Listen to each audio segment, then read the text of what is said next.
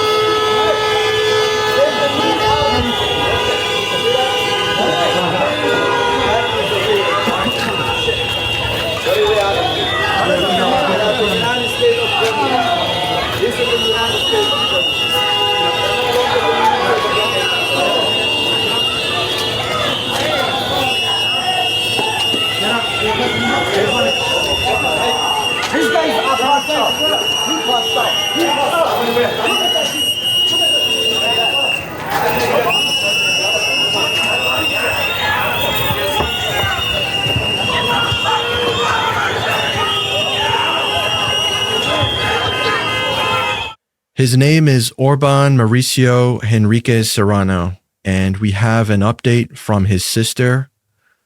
She writes the following. My brother is alive. He's in custody, but seriously injured.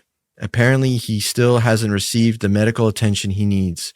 His knee, which had recently been operated on, was severely injured, and we also noticed he has a cut on his stomach. The officers were suffocating him with their arms around his neck. They threw him to the ground forcefully. He lost consciousness, and they didn't even check if he was okay. All of this was captured in photographs. He's in custody, and we're trying to raise funds to pay for a lawyer. He didn't have any arrest warrant. Well, good news. Someone on behalf of the family has started a GoFundMe for Mauricio, and here it is. It's been up for about 12 hours or so as of this recording. They've already raised $35,000 of their current goal of $55,000. If you guys would like to contribute to the GoFundMe, we'll put a link in the description so you can support Mauricio. This is to cover lawyer expenses, medical bills, etc., etc. So any help, of course, would be much appreciated by them. Thankfully, this man is alive. Thankfully, people were recording. You know, there's a reason why everyone has their phones out when there's ICE activity, and it's because of reasons like this. They almost killed this guy. I mean, he was unconscious. You could see his breath stop with his face on the ground. We saw the frost coming out of his mouth, and then it stopped. And then when they picked him up, he was 100% limp. He could have been dead. Thankfully, he's not. What do you make of this whole situation here, Mike? Yeah, I mean, the great news is that he is alive, because when I first saw the video, I thought for sure he was dead. So it wasn't until seeing the update from the family to know that, oh, he's actually alive. Like, I thought they straight up killed that man. No question, even if they had the right to stop this man or not, that doesn't matter. The use of force was beyond excessive. And like, once again, like I've said this multiple times in our videos now, but ICE does not have the right to smash your window and take you out of your car. That violates the Fourth Amendment. The only time that they are able to do so, and same thing goes for your home, by the way. They can't come into your home. They can't come into your car unless they have a judicial warrant. If they have the warrant, that gives them right to access. Otherwise, they have to let you open the door to the house or to the car. So when he's not opening the car door or the car window for ICE, that's their problem. Like, that's a matter of jurisdiction. Even if they were, let's say they legally had this guy targeted for an arrest, that's fine. They should stop there and then handle it a different way. What they're not supposed to do is just unlawfully smash the window, rip him out of the car, toss him on the ground, pretty much choke him out, and do all this other stuff too. Like this is unacceptable. It's a complete violation of his rights. And even if he's undocumented, he still has those rights. This is a thing that applies to all persons, all people. It doesn't specify citizens. So for anybody out there who thinks, oh, well, if you're an illegal immigrant, the Constitution doesn't apply to you, you're not protected in the same way that citizens are, that's false. So, yeah, I think it's pretty upsetting footage to watch, especially when you don't realize that he's actually alive. And they don't even check to see if he's like, they don't check for signs of life at all. They just kind of like look at him and lift him up and move him. There's not a single person that checks for a pulse from what I could see. There's no like, hey, maybe we should call a medic or anything, get a medic in here. None of that. They just start hauling him away, throw him in a van, and that's that. And just to mention as well, in that same video, in that same situation, there's a confrontation with another person who is a U.S. citizen who's just filming. And an ICE agent starts yelling, back up, and he backs up like a couple of steps, but then the ICE agent shoves him. And then after shoving him, he starts yelling, back up again, and the guy starts to back up, and the ICE agent like reaches forward and grabs him by the head, and they have this altercation, and the guy starts running from the ICE agent, and they tackle him, and they ultimately end up arresting that guy as well. And he's a U.S. citizen.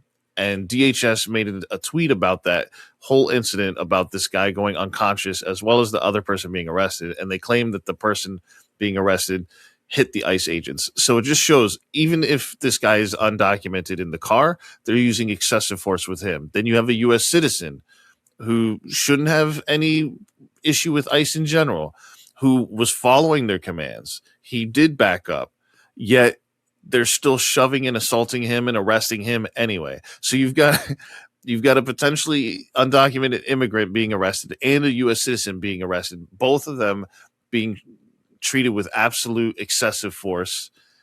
And DHS is, making up fabrications, at least in regards to the U.S. citizen. I'm not 100% on the immigrant side of things, but either way, like, you have the DHS backing it, and now you have Stephen Miller going on TV saying, hey, all federal agents, you have absolute immunity. Nobody can stop you. Not even city council members, not even like politicians. They can't stop you. If they touch you, you have every right to do whatever you want to them. And that echoes J.D. Vance's calls for the absolute immunity. And so you have just an unchecked police force that's going to abuse their power. We're seeing them abuse their power, and they're given permission to abuse their power.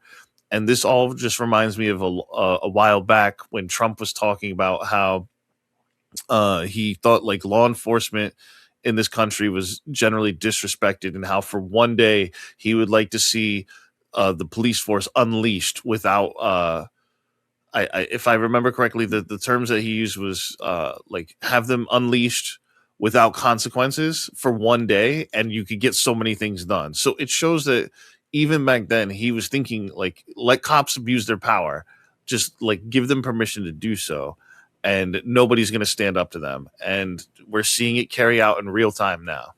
And we're seeing people stand up to him. So, kudos to people who are there filming. Kudos to the people who are there protesting, exercising their First Amendment rights. The brave people of Minnesota. Look, this could spread to other states. This could spread to other cities. It probably is as we speak. So, the more people that are out there protecting the Constitution, I think the better. And you mentioned the whole, failure to medically examine and check this guy's medical condition, just like what happened with Renee Good. They shot her 3 times in the face, and then they let her body just sit in the car and get cold. I mean, that's how they operate. There was even a physician at that shooting who said, "Can I check her pulse?" They said, "No, I'm a physician. I don't care." So this is like, when you're in that state as a victim, you potentially can be saved, and you have maybe minutes of a window where you could be saved, and the ICE is preventing that from happening. So this is where we're at, guys. This is a pretty dark time in this country's history. And, it doesn't look like this is going to be coming to an end anytime soon. So we're going to be right back here covering stories like this until things start to change for the better.